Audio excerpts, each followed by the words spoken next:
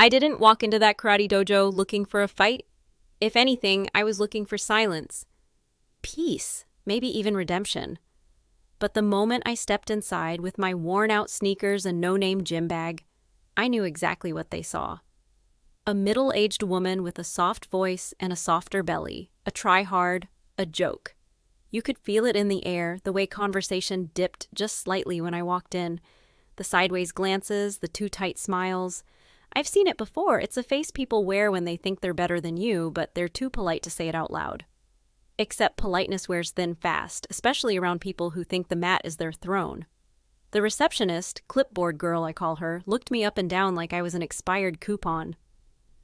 "Are you here for your child?" she asked. Her voice had that upward lilt like she was performing kindness for an imaginary camera crew. I said no. I said I was here for me. Her smile didn't even twitch. "You'll want the beginner class, Tuesdays and Thursdays. They focus on basic flexibility and coordination." I told her I'd like to try the mixed levels class. She blinked like I'd spoken in tongues. Then she nodded, tight-lipped, and buzzed me through. The dojo smelled like sweat and tape and someone's leftover cologne. On the walls, glossy frames showed men with belts the color of bruises shaking hands with visiting senseis. All of them were men, most of them young. Every single one of them oozed the kind of confidence that comes from never being underestimated. The instructor was Sensei Keith, 40-something, goatee, one of those smiles that never reached his eyes. When he called for warm-ups, I did exactly what I'd practiced in the garage. Stretches, punches, controlled breathing. I didn't need to impress anyone. I just needed to move, to feel my own skin again, and then he said it. Loud enough for the class to hear, soft enough to pretend he hadn't meant anything by it. Don't overextend, especially if you're just here for cardio. I didn't say anything, but my hands were already forming fists. Not from rage yet, but from memory, from the feel of repetition, of nights spent drilling kata while the world thought I was sleeping. They didn't know about those nights. They didn't know about my brother or the fights he picked on my behalf when I was too afraid to raise my voice. They didn't know that after he died, I trained like it was religion. They didn't know I used to be good. The mocking didn't start all at once. That would have been too obvious. It trickled in like a leaky faucet, a joke here, a smirk there. "Careful, Sharon. Don't pull a hammy." That wasn't my name, but I got the message. "Nice punch. Gonna serve that with mashed potatoes?" That one came from a tall guy in his 20s who smelled like body spray and misplaced self-esteem. I learned later he was a black belt. He called himself Trent. Of course he did. He had the kind of energy that told me he'd never heard the word no without a buffer of compliments. He liked to spar with the women, not to train, oh no, to teach, to correct, to dominate. I saw it in the way he'd grab wrists a little too hard, push contact past what was necessary, and everyone let him because he wore the belt, because he was fast, because his dad was on the board. You might be wondering why I didn't leave, why I didn't just walk out, flip the bird, and go back to practicing in my garage. You'd be right to ask, but I'd already done too much walking away in my life.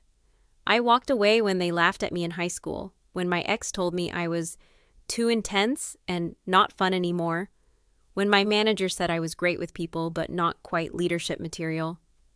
Every time I walked away, I left pieces of myself behind. This time I stayed, and then came the moment that changed everything. The demo sparring rotation. Keith called for volunteers. Trent was already stepping forward, tossing a wink at a blonde girl who'd been fake laughing at his jokes all class. I was still tying my belt, white for now, when he pointed at me. "Let's get Sharon in here," he said. A few chuckles, a few nervous glances. He thought it would be funny. He thought I'd flail. And maybe I would have. Maybe I would have let him play his little power game if he hadn't whispered as we bowed. "Try to keep up, Grandma." There are moments when time slows down. Not for drama, but for clarity. I remember seeing his stance. Too wide, overconfident, his center exposed. I remembered my brother showing me that exact weakness when we were kids, barefoot on the grass, pretending to be movie heroes. I remembered what he said when I first landed a strike that counted. "See?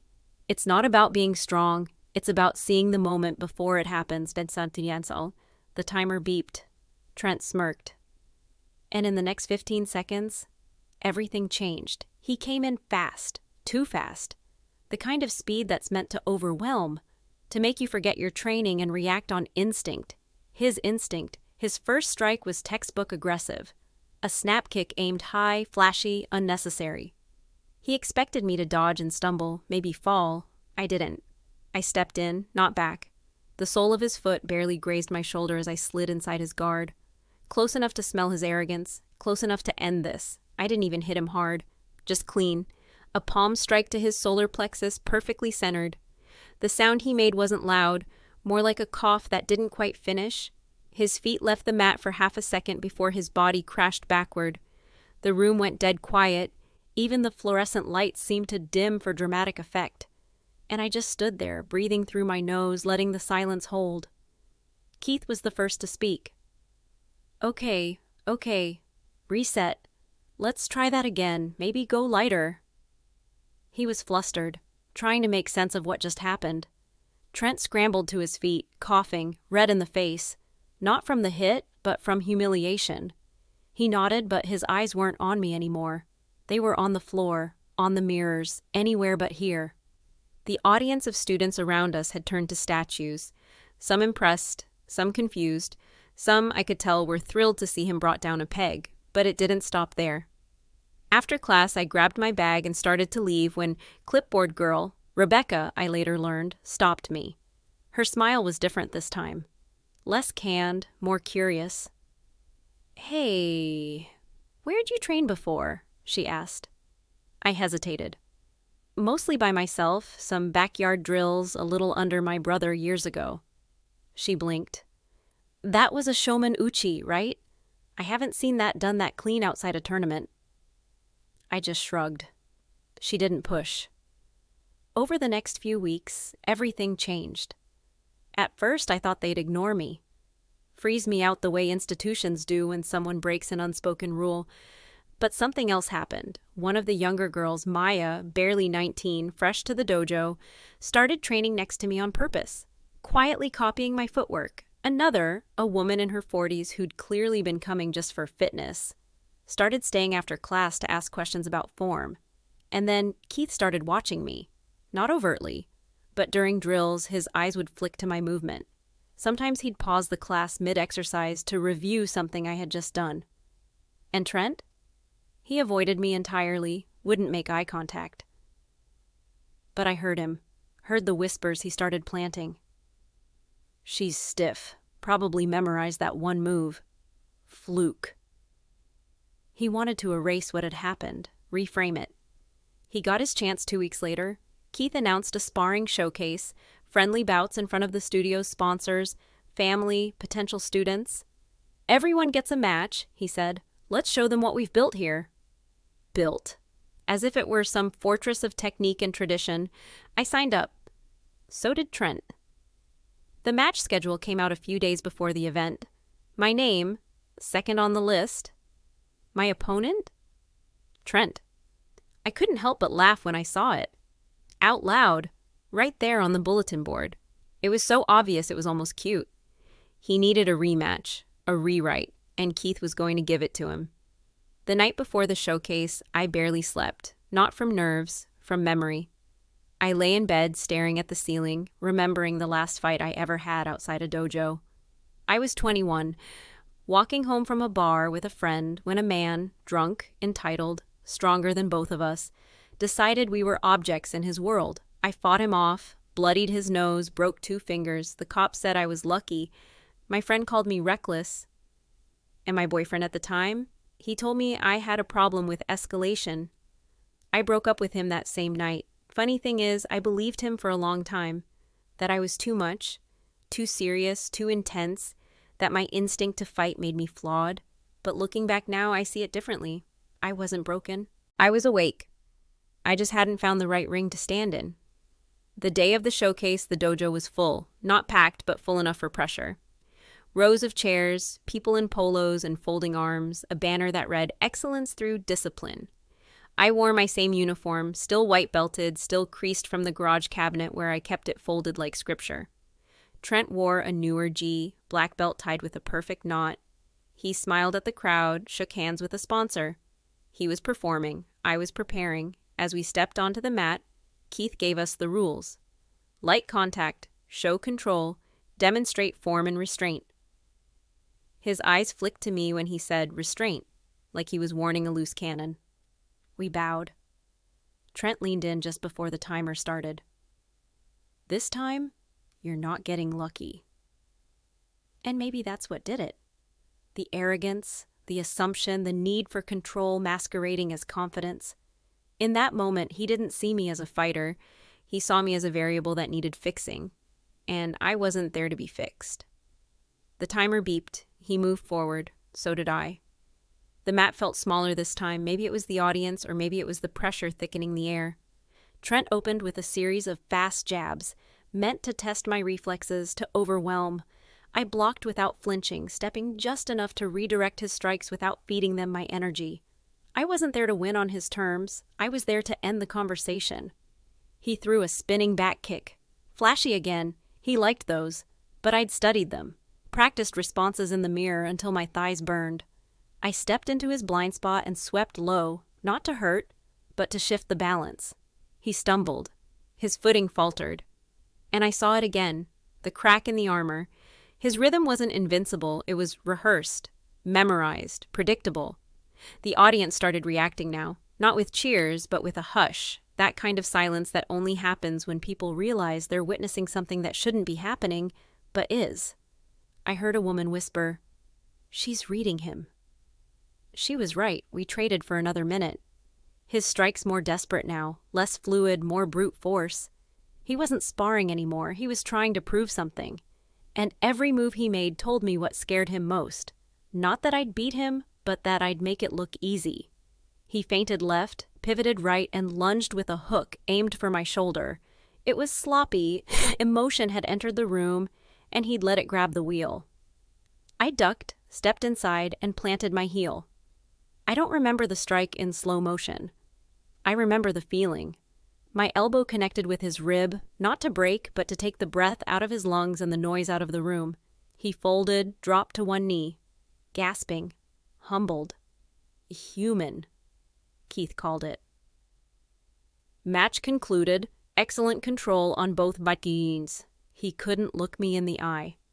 Trent stood slowly, nodded, jaw clenched, eyes darting around the room. He didn't bow. I did. Applause came, cautious at first, then steadier. Not loud, not wild, but enough to say something had shifted. I walked off the mat and didn't look back, but it wasn't over, not yet. After the event, while people mingled and shook hands and clapped backs, Keith pulled me aside, into his office, door closed, walls lined with certificates and trophies, authority and legacy mounted and framed. "I think we got off on the wrong foot," he said. That same smile again, thin-lipped, managerial. "You've got talent, no doubt, but there's a structure here, a process." I waited. "You come in with a lot of intensity, which can be good, but it can also send the wrong message, especially to the younger students." There it was, the veiled warning. Be smaller, be softer, be manageable. I'd heard it before, in offices, in relationships, in classrooms, always framed as mentorship, always meant to shrink. So I asked calmly, "Do the younger students learn better when women lose?" That stopped him. "I'm not here to intimidate anyone, I said, "but I also won't pretend to be less so others feel like more." He said nothing, just stared. Somewhere behind his eyes, I saw the system ticking, the calculations, the resistance, the fear, because if one woman could stand her ground and win, others might think they could too, and that in a place like this is revolutionary. I didn't wait for his reply. I thanked him, stepped out, and let the door close itself behind me. Word spread. Over the next few weeks, more women started showing up to class. Some I recognized from the audience that day. Others were new, and something changed in the room. Not all at once and not because of me alone, but the energy shifted. Less showboating, more precision, less dominance, more discipline. Maya asked me to train with her outside of class. We started meeting on Saturdays. She wanted to learn not just the moves, but the why behind them. "I don't want to just react," she told me. "I want to see the moment before it happens." My brother would have liked her. Eventually, I earned my yellow belt, then orange, not quickly, not with fanfare, but with grit, with focus. And I started teaching, unofficially at first, helping new members get comfortable, explaining technique when the instructors brushed too fast over fundamentals. People started asking for me by name. I thought a lot about Trent. He stopped coming to class after the showcase. Rumor had it he joined an MMA gym across town, one of those places with cage walls and slogans about dominance and no excuses. It fit, but here's the part no one expects. I didn't want to beat him. Not really. I wanted to be seen. I wanted to exist on that mat the same way he did, fully, without apology, without translation. And I think in those 15 seconds, I did. Not just for me, for every girl who was told she was too loud, too soft, too much, for every woman who learned to bite her tongue so the men around her didn't feel threatened, for every underdog who knew they could fight but was told to sit still and smile. This wasn't just about karate. This was about reclaiming space, taking up air, planting your feet, and saying, I belong here. So when people ask me now why I joined karate at my age, I don't say fitness. I don't say discipline. I say this. Because sometimes the only way to stop being underestimated is to hit back.